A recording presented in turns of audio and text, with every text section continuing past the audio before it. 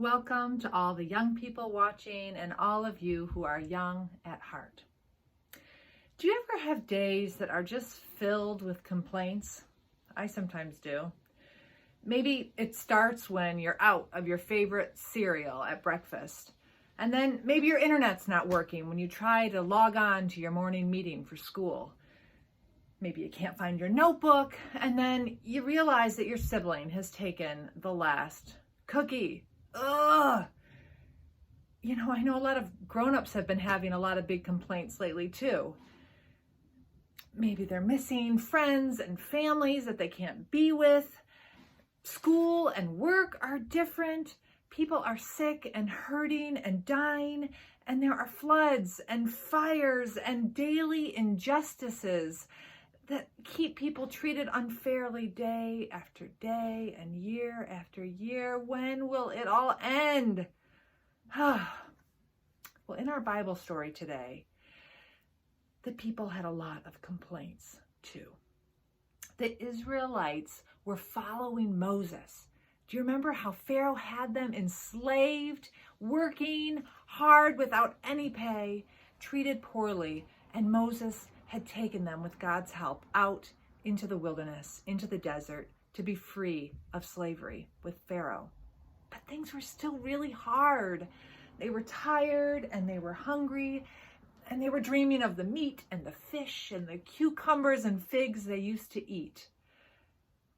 And so the people brought their complaints to Moses, and Moses shared the people's worries with God in prayer. And God provided for the people. God sent quails, which is a kind of bird, kind of like chickens, so that the people could catch them and have meat to eat. And the next day, God sent a special kind of bread they called manna from heaven, so that they could have something to fill their bellies.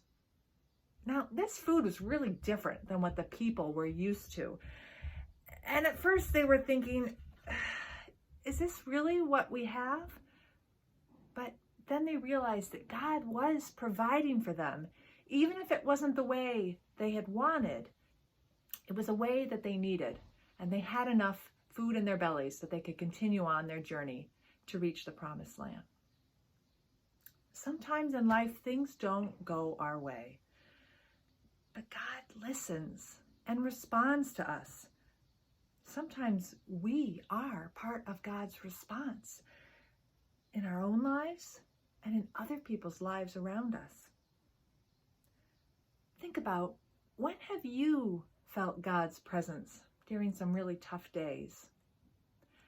And when do you think maybe you have been the present of God's love in someone else's life when they were struggling? Let's share a prayer together. Dear God, thank you for listening to our big and little complaints. Thank you for providing what we need to get through hard times. Help us to remember to listen for your call so we can be helpers, putting your love in action in the lives of those struggling around us. Amen. As we say each week, peace be with you.